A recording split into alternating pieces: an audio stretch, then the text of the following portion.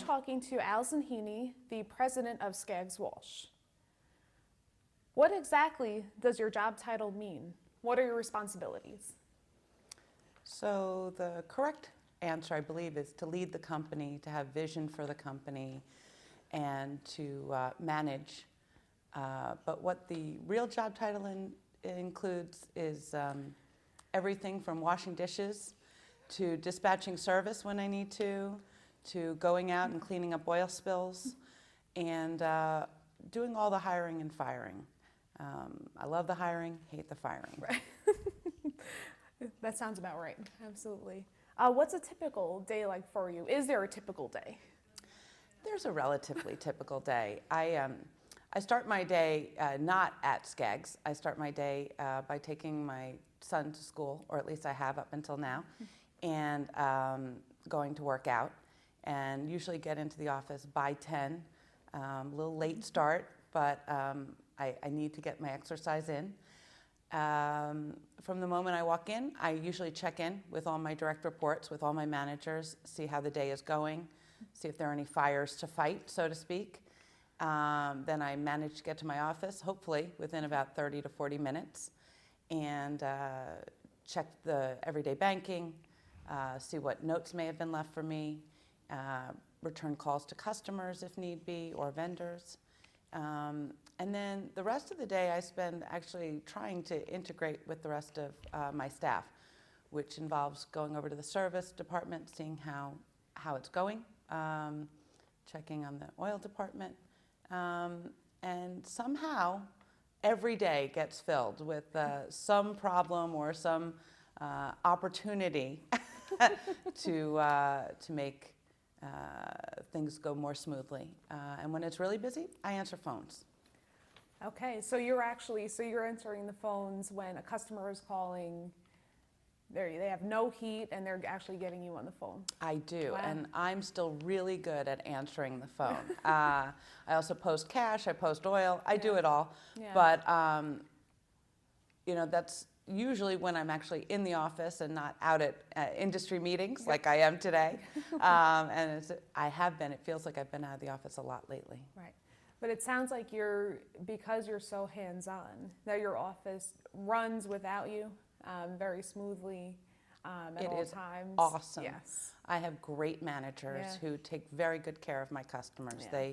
They know what our mission is, which is to deliver unrivaled service to all of our customers. That's why we're open 24 hours a day, 365 days a year. I have to remember that I'm working this Sunday, Memorial Day Sunday, from 6 to 2. Those are not my normal hours, so I'll have to set my alarm, 2 alarms maybe, to get up early. Wow, that's incredible. What's the best part of your job? The best part is actually, I'm torn between 2 parts. I love hiring. I love meeting new prospective employees and seeing the possibilities, and then actually getting them in and training them and seeing them grow into positions. I also love making acquisitions. Acquiring new oil companies is really a passion, and I love every part of the process. I love the meeting with the person who's considering selling, even doing the due diligence. It's different and yet the same every time. I love numbers. I love calculating, and then actually bringing in the new customers and incorporating them into the Skaggs-Walsh family is a passion of mine. Great. Can you tell us a little bit about the journey that got you to where you are?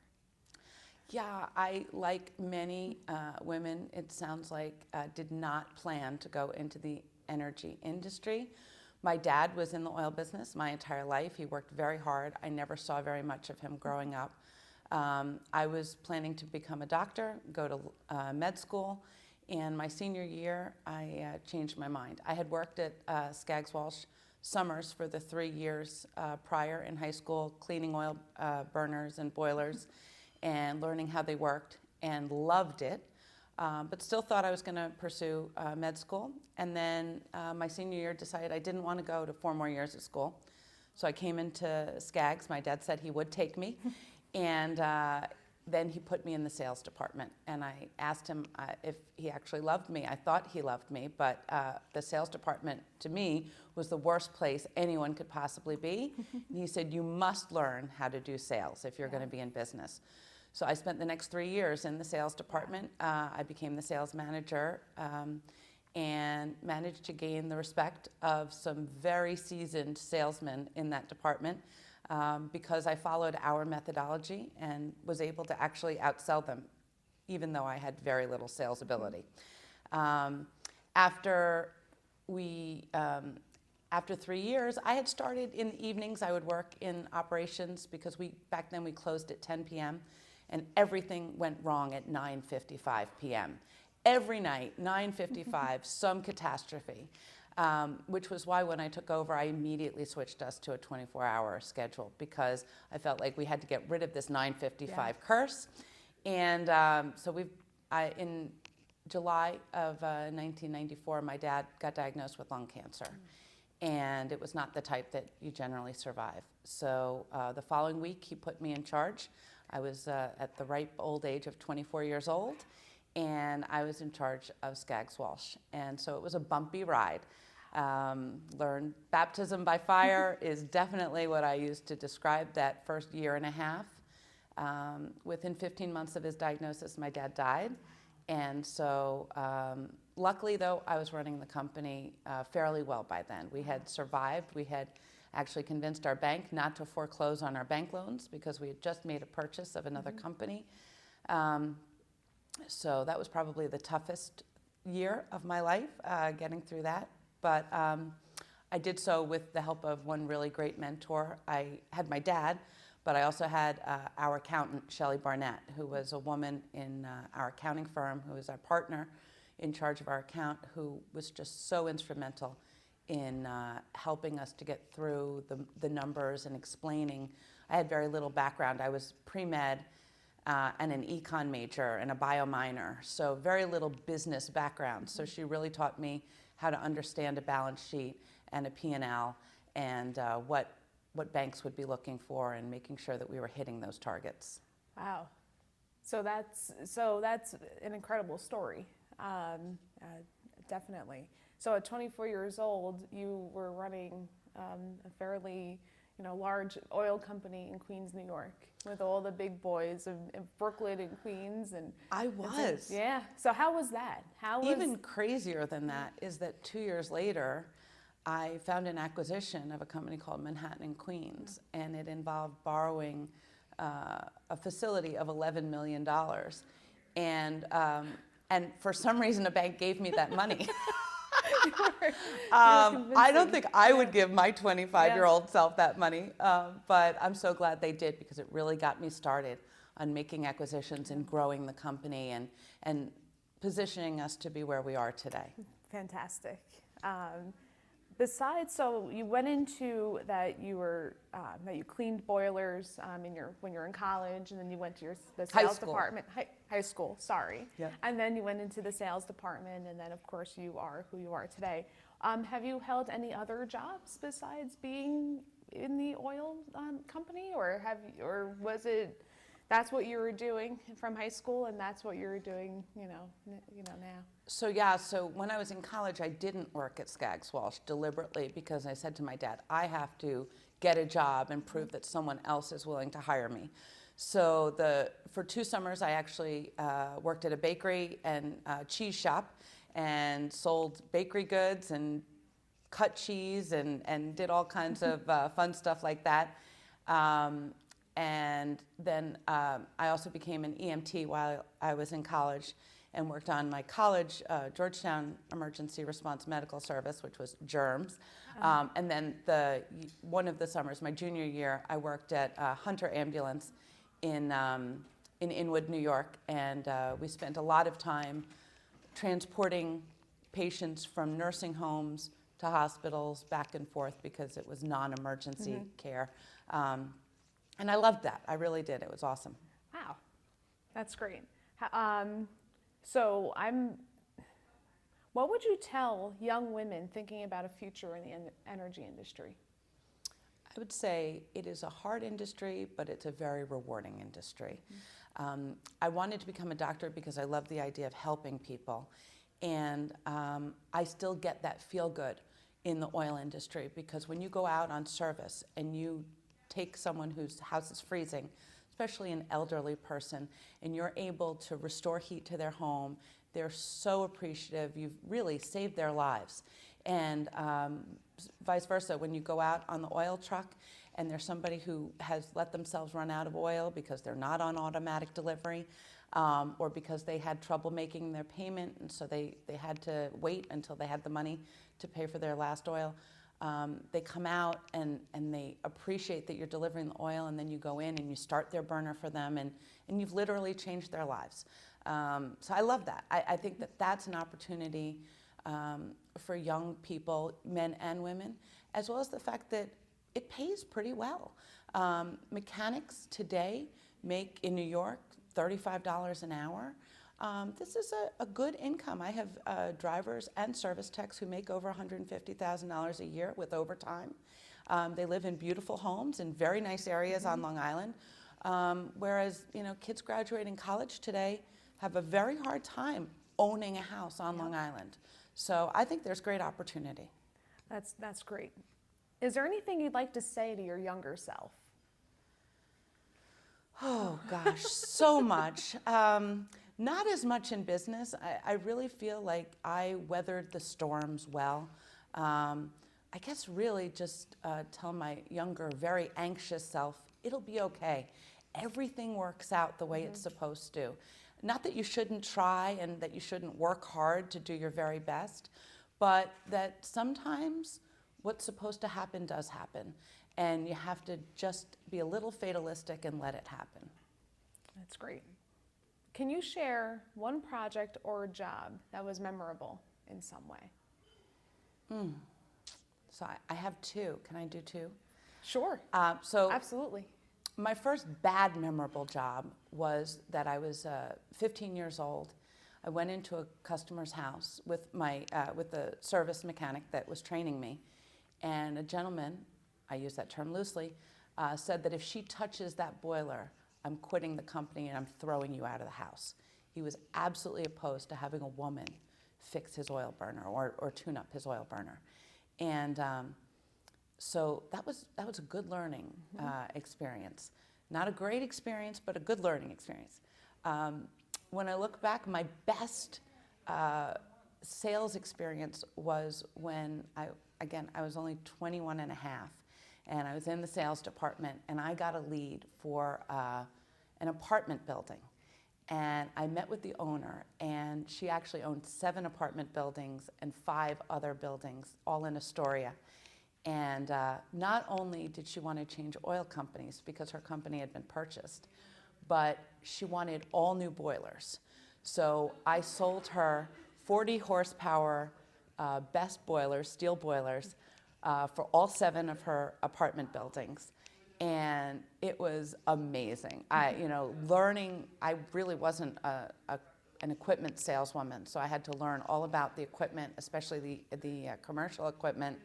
And that was my baby. I took that job from beginning to end. I signed it, my name's on the contract, and finished up with her, and they're still our clients, and that's 28 years later. So I'm very proud of that. And that says a lot about your company, that you have customers that are, I'm sure, 28 years and more, yes, that have been your customers. Do you think just in that situation, you were 21 and a half, you had knowledge of the industry and of the equipment, but do you think at that point being a woman helped you with that? Because, absolutely. Yeah. So her name was Joan Bebry. She's passed now. But she loved that I was a woman in a man's industry because she was a woman in a man's industry. And in real estate, she was truly like a little bit of a real estate mogul. Yeah. And because these were just her oil buildings. She had many other buildings that used the other fuel. And she loved my knowledge of the industry, my passion for the industry, and we just really connected. As a matter of fact, until a year before she died, we went to lunch every single year, she and I, and just had a wonderful relationship. It was great. Oh, that's wonderful.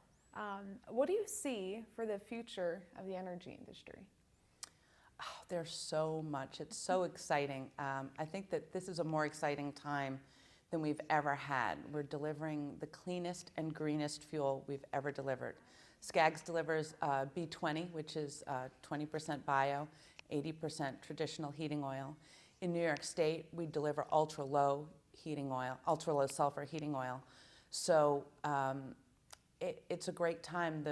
The boilers are cleaner and more efficient than they've ever been. And the customers are seeing that. They're benefiting from buying less fuel, having no soot in their basement, and I believe it makes them more willing and interested in staying with oil heat. But we also have such great new equipment on the horizon, and we're integrating with other industries. For instance, at Skaggs, we've integrated with a plumbing company and an HVAC company, and I think we're seeing our business as more of a total energy business and just delivering comfort to people's homes. And that allows us to just, the sky's the limit. That's great. So have you faced any adversity because you're a woman in this industry? I know you just shared that story with us of that gentleman. There's always some adversity. I was very lucky. I don't feel that I faced a lot of adversity. I came into the industry very young, and my dad brought me in, and then when he passed away, many of the owners were very kind and really helped mentor me. I think about John Maniscalco from New York Oil Heating Association. My dad had purchased his company back in 1988, I believe, and he went on to run our local association. But he knew what it took to run an oil company, and he did everything he could to help me when I got into a little trouble with our local union. He gave me some wonderful advice, and advice that I still take today. And really, I can't say that I received much adversity as a woman from the industry. From customers from time to time, I'm asked, give me the man in charge of you. And whenever you get that, you have to make a decision about whether you want to stand your ground and say, well, there is no man in charge of me, but, or if you just want to let them talk to a man in the office, because small-minded people are not going to be swayed. And so every now and then, at this point, I'm so zen, I'll just hand the phone to a man, usually a really, really new man in the office, someone who can't help them at all. That's my favorite thing to do, so that then they have to ask back for me. I like that a lot. You're so funny. I love it. Last question. What makes you feel powerful? Knowledge. The fact that there's almost nothing in my company that I can't do. I have a CDL, I drive the oil truck, I can fix an oil burner, I can do my own bank reconciliation, I can post anything we need to post except service. Service is really hard to post, but it's okay, I have the papers to read. So I think knowing how to do everything makes me feel very confident in myself, and also having great people around me, which I've done a good job of, really help me to feel powerful, because I have the trust in them that even when I'm out, they're going to take care of everything. So it makes it very easy to do my job. That's great. That's great. Is there anything else you want to add? Anything? So it's funny because we've concentrated completely on business, and I know this is about business, but probably my most important job of all is being a mom. And I highly recommend for young women entering this industry that you never forget that you are still a woman, and that having children is one of the greatest joys that we're able to have. It's also the toughest job. Going to Skaggs every day is sometimes quite a relief. it's tougher to be a mom, but more gratifying. Well, that's fantastic. Well, thank you for your time today. Thank you. I appreciate it.